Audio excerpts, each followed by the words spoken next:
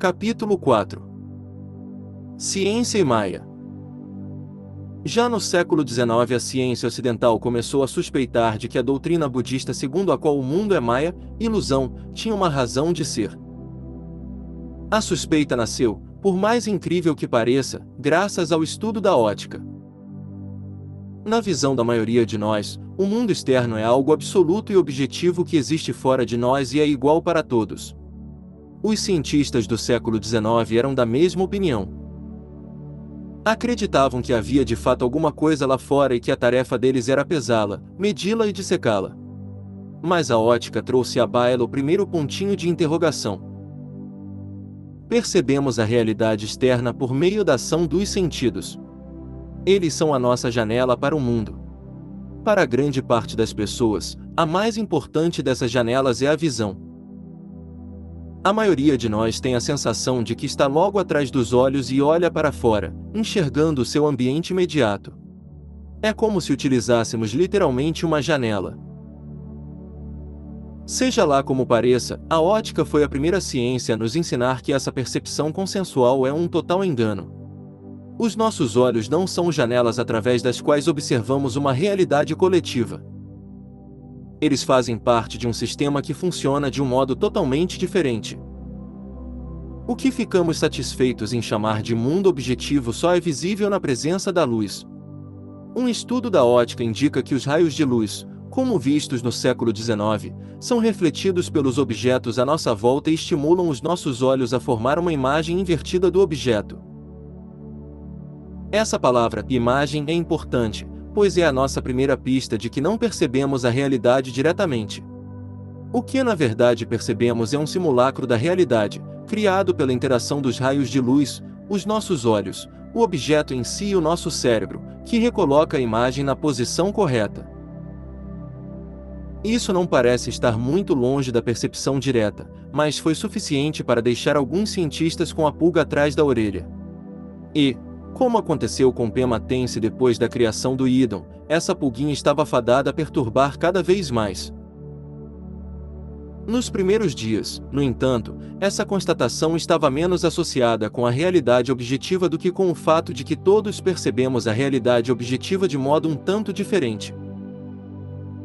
Eu mesmo constatei esse fenômeno muitos anos atrás, quando era assistente de um fotógrafo profissional.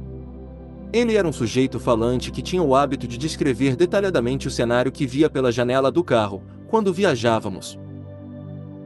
Não demorei muito para perceber que o que ele via através da janela era diferente do que eu via, em alguns casos, muito diferente. Ele prestava atenção nas texturas. Eu não. A nossa visão das cores era diferente. E havia também uma diferença considerável na ênfase. Eu estava pronto para aceitar essas diferenças como algo subjetivo, mas os cientistas do século XIX foram mais perspicazes. Eles repararam que a cor, por exemplo, não era algo que existisse externamente, mas um fenômeno que surgia da interação entre partes específicas do espectro luminoso na retina do olho humano. Essa interação era, então, interpretada pelo cérebro como uma determinada experiência. Por conseguinte, embora você e eu possamos concordar em chamar essa experiência de vermelho, não havia como afirmar que estávamos, de fato, vivenciando a mesma coisa. Tudo o que podemos dizer é que a experiência cromática proporcionada por certos objetos é constante. Não podemos dizer que seja a mesma. Isso é fácil de entender quando estamos falando de cor, que, francamente, nem é tão importante assim. Mas alguns cientistas, e também filósofos, foram além. Eles se perguntavam se não se poderia dizer que todas as características visuais de um objeto, e não somente a cor, resultavam da maneira como o cérebro de cada indivíduo interpretava a cor impressa na retina. Se a resposta fosse afirmativa, e parecia de fato que era, então a realidade visual, do modo como a vivemos, era mais uma analogia de algo exterior criada pelo nosso cérebro do que algo exterior, propriamente dito.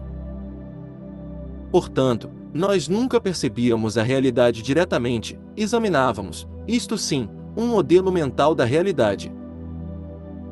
Essa era uma hipótese incômoda, mas que se mostrava passível de verificação experimental. é possível confeccionar óculos que nos façam ver tudo invertido. Mas, se os usarmos constantemente por mais do que alguns dias, tudo volta de repente à posição normal. O nosso cérebro compensa a situação, dando um piparote na nossa visão da realidade. A realidade em si, presume-se, continua sendo o que sempre foi. Depois que os cientistas ópticos perceberam o que acontecia com a nossa percepção visual, logo ficou claro que a ideia básica também se aplicava aos outros sentidos. Embora o olfato e o paladar implicassem a transferência de substâncias químicas do mundo exterior, a experiência de ambos também não passava de um construto do cérebro, assim como a visão. O mesmo ocorre com o som, que é a interpretação do cérebro da ação de vibrações atmosféricas sobre a membrana do ouvido interno. Um Kozen indaga-se: quando uma árvore cai na floresta, ela faz algum barulho se não há ninguém ali para ouvir? A ciência há muito tempo respondeu que não. Mesmo assim, a ciência do século XIX estava muito longe de aceitar a conclusão do budismo de que nem a árvore, nem a floresta, nem o ouvinte na verdade existem. Ainda havia, afinal, o sentido do toque, que podia nos dar uma ideia distorcida da realidade, como a fábula dos 3 homens cegos ao tocar um elefante, mas pelo menos nos mostrava que devia existir alguma coisa lá fora. Se nem sempre podíamos confiar no que víamos, o sentir ainda era uma verdade inquestionável. No século XX, tudo isso iria mudar. A primeira indicação de mudança aconteceu em 1905, quando Albert Einstein, na época com apenas 26 anos de idade, publicou a sua teoria especial da relatividade. Essa teoria foi, 11 anos depois, ampliada e tornou-se a teoria geral da relatividade, muito mais abrangente. Juntas, essas duas teorias revolucionaram a física. Como efeito colateral, elas começaram a provocar uma mudança radical na maneira como a ciência compreendia a realidade. Os 2 aspectos da teoria da relatividade que desencadearam essa mudança foram as ideias de Einstein acerca da natureza do tempo e a sua previsão sobre a existência dos buracos negros. O tempo, assim como o mundo externo, era algo que todo mundo vivenciava. Os filósofos o comparavam a um rio, que nos carrega inevitavelmente do passado para o futuro. Tratava-se da grande viagem sem volta, cuja natureza estava envolta em mistério. Einstein descobriu que o tempo não existia. Ou melhor, descobriu que ele não existia de maneira propriamente dita, como algo distinto e separado. A sua matemática dizia, em vez disso, que o tempo era simplesmente um aspecto do que sempre tínhamos considerado como espaço. Com essa constatação, ele começou a usar o termo espaço-tempo, ou contínuo espaço-tempo, para indicar que o espaço e o tempo não poderiam ser considerados coisas diferentes. Eles eram, na verdade, partes de uma unidade maior. As implicações dessa descoberta eram tão perturbadoras quanto a constatação anterior de que não conhecemos a realidade diretamente. Elas significavam que uma parte da nossa experiência, o tempo, era não apenas indireta mas também incorreta. Tudo o que sempre acreditáramos a respeito do tempo, tudo o que positivamente sabíamos sobre ele, estava completamente errado. A questão dos buracos negros mostrava que o tempo não era o nosso único equívoco. A teoria geral da relatividade de Einstein não se chamava assim. O seu título, traduzido, era algo como equações de campo relativas à natureza da gravidade. Como o título sugere, o tema principal do trabalho estava relacionado com a força que nos impedia de flutuar para fora do planeta em direção ao espaço sideral. Desde a época de Isaac Newton, a gravidade era associada à matéria. Onde quer que existisse um aglomerado de matéria neste universo, também haveria gravidade. Quanto maior o aglomerado, maior a gravidade. Os estudos de Einstein, no entanto, mostraram que, quando se tinha uma porção realmente grande de matéria, um corpo 3 vezes maior que o nosso Sol, para ser exato, a gravidade associada a ela seria tão forte que a matéria começaria a desmoronar sobre si mesma. Sabemos, por experiência própria, que as coisas que desabam sob o próprio peso acabam reduzidas a frangalhos, as partes que as constituem são comprimidas umas contra as outras.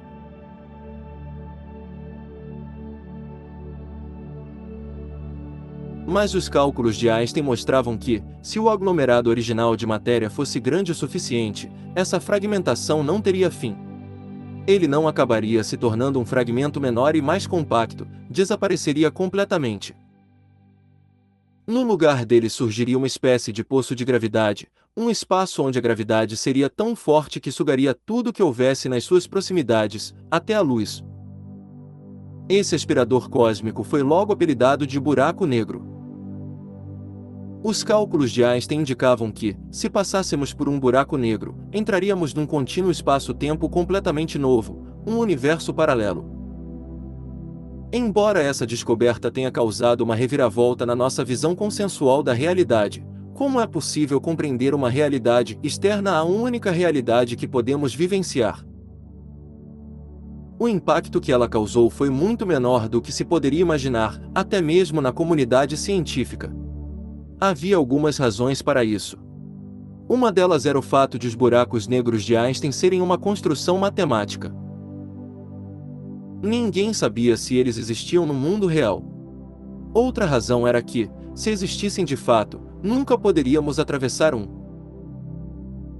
Na época em que os astrônomos confirmaram que os buracos negros eram uma realidade física e novos cálculos mostraram a possibilidade de não existir apenas um, mas múltiplos universos paralelos, a ciência se acostumou com a ideia de lidar com as novas realidades como construções teóricas. Uma vez que os buracos negros estavam muitíssimo distantes, os universos paralelos não tinham muita relação com o nosso cotidiano. Todos nós, aos poucos, voltamos ao antigo hábito de considerar a realidade como um mundo objetivo, o único mundo objetivo real que existia, o mundo que todo mundo vê lá fora. Mas havia mais problemas pelo caminho. Em 1926, dois excelentes físicos, Werner Heisenberg e Erwin Schrödinger, conseguiram chegar, de maneira independente, aos fundamentos de uma teoria nova da física, a mecânica quântica, que acabou se revelando a melhor maneira de ver a realidade que a humanidade já viu. Ela acabou solucionando vários problemas com que os físicos se debatiam havia anos. E, uma vez após outra, explicou com total precisão como as coisas funcionavam. No início da década de 1930, um experimento da física quântica mostrou mais uma vez que o mundo não era o que parecia. Havia duas maneiras de interpretar os resultados desse experimento, que girava em torno das trajetórias das partículas subatômicas. Uma delas indicava que as realidades paralelas propostas pela teoria da relatividade não estavam muito longe, do outro lado dos buracos negros, em alguma galáxia distante, mas aqui mesmo, junto de nós. A bem da verdade, de acordo com essa explicação, nós ficamos o tempo todo entrando e saindo de universos paralelos, dependendo de que série de possibilidades percebemos. A outra explicação era muito mais forçada. Ela postulava que um ato de observação poderia fazer com que o universo se dividisse em dois, o que fazia surgir duas possibilidades conflitantes. O universo dividido voltava a formar uma unidade depois que se tomava uma decisão acerca das possibilidades que se tornariam efetivas. A segunda teoria, mais forçada, é aceita pela maioria dos físicos atualmente, uma medida do quanto os achados da física quântica diferem do bom senso. Mas, se experimentos como esse nos mostravam que a realidade funciona de modo muito diferente do que pensávamos, eles ainda não comprovavam o caráter ilusório da realidade. Para isso, era preciso novas maneiras de examinar o mundo subatômico. Desde o tempo dos antigos gregos, os filósofos e cientistas acreditavam que a matéria se compunha de átomos, minúsculas partículas constituintes, tão pequenas quanto um fragmento de realidade poderia ser. Consequentemente, por definição, o átomo não poderia ser dividido. Descobriu-se, contudo, que isso não era verdade. Embora os átomos certamente fossem os blocos de construção da matéria, eles podiam, como de fato puderam, se dividir. O que os cientistas pensaram encontrar dentro deles foram partículas ainda menores de matéria, chamadas de partículas subatômicas, pequenas frações de matéria menores do que um átomo. Compreender as partículas subatômicas não foi tarefa fácil. Muitas delas eram invisíveis não só a olho nu e nas lâminas de microscópios ópticos, mas invisíveis por definição. Normalmente vemos um objeto porque a luz se reflete nele. Mas, como os pioneiros descobriram, essa luz não consiste em raios. Agora sabemos que a luz, propriamente dita, compõe-se de partículas subatômicas, chamadas fótons. E a luz é algo granuloso demais para que alguns cientistas se interessassem em examiná-la. Uma partícula de luz, em vez de se refletir, tira do caminho qualquer partícula menor do que ela. Pesquisadores acabaram desenvolvendo um aparelho chamado microscópio de elétron, que não utilizava a luz, mas registrava o resultado da incidência de elétrons, que são partículas menores do que fótons, sobre o objeto examinado. Esse aparelho funcionou muito bem, mas só até certo ponto. Os físicos insistiam em descobrir partículas subatômicas ainda menores do que os elétrons. Na física, quando não podemos ver uma coisa diretamente, temos de fazer um modelo da aparência que achamos que ela tem, com base na maneira como interage com outras coisas. O modelo mais antigo do interior de um átomo era um sistema solar em miniatura. No meio havia um núcleo, equivalente ao Sol, em torno do qual orbitavam partículas, equivalentes a planetas. Muitas pessoas, embora nem tanto cientistas, ainda acham que o interior de um átomo é assim. Mas a mecânica quântica mostrou que não é. O problema, como a mecânica quântica descobriu, é que partículas N são realmente partículas. Uma partícula é uma porção minúscula de alguma coisa, como uma bala de canhão em miniatura. Mas as partículas subatômicas nem sempre se comportam como pequenas balas de canhão. Elas às vezes se comportam como ondas. E parece que as partículas subatômicas não são nem ondas nem balas de canhão, são as duas coisas ao mesmo tempo. À medida que técnicas foram aperfeiçoadas e os físicos começaram a descobrir partículas cada vez menores, continuou-se empreendendo uma busca pela menor partícula possível, o equivalente do século XX do átomo grego, a menor porção de alguma coisa, onda e bala de canhão, que poderíamos encontrar. Essa partícula suprema seria, evidentemente, o menor componente de todas as outras partículas, assim como o átomo era o menor componente da matéria. Eles não a encontraram. Não existia essa tal partícula suprema.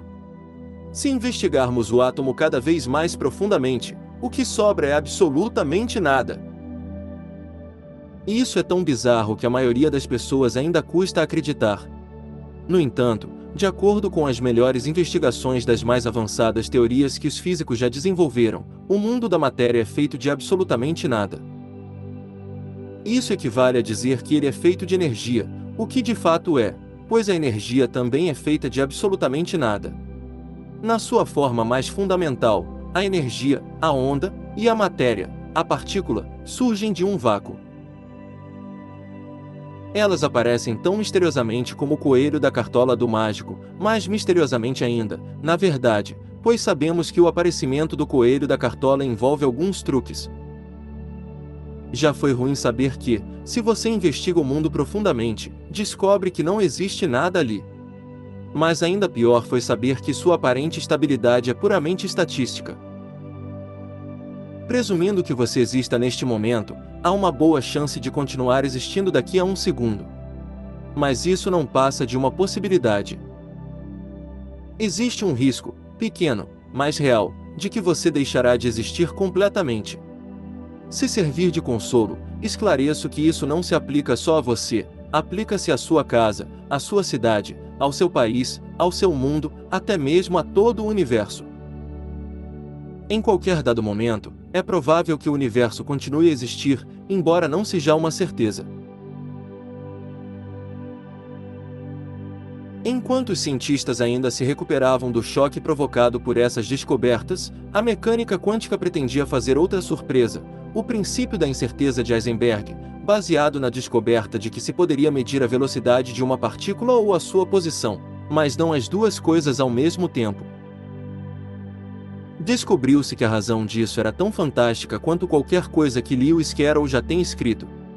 Era o ato de observação que distorcia as coisas.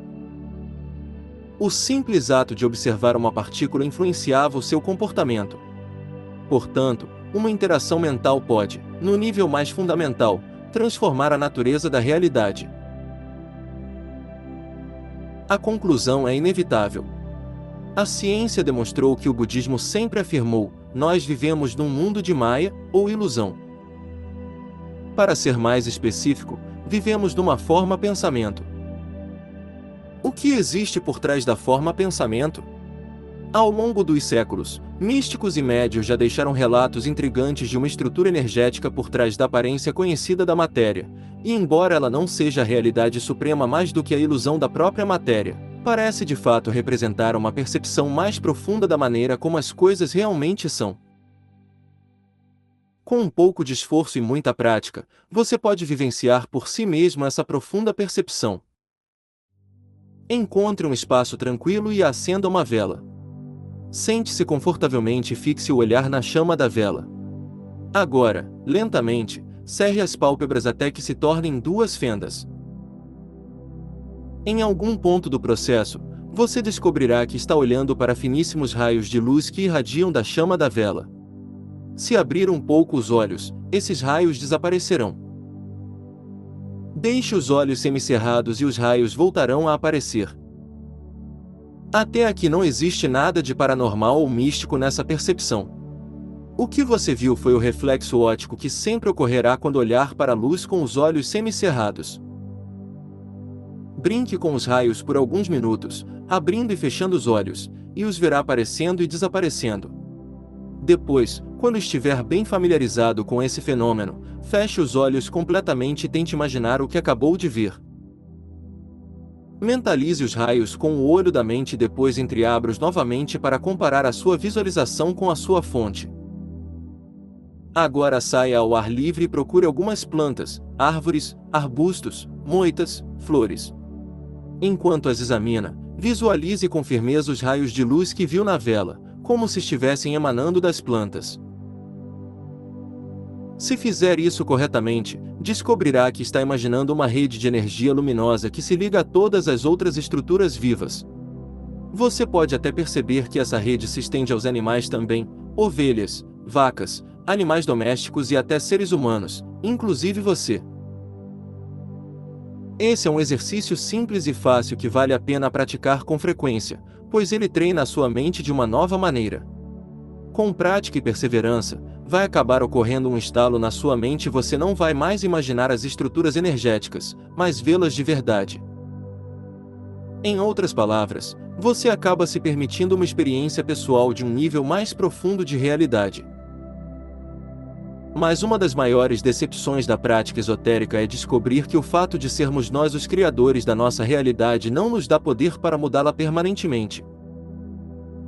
Apesar de todos os livros de física que você, apesar de todas as obras místicas que estudou, o mundo insiste em continuar sólido.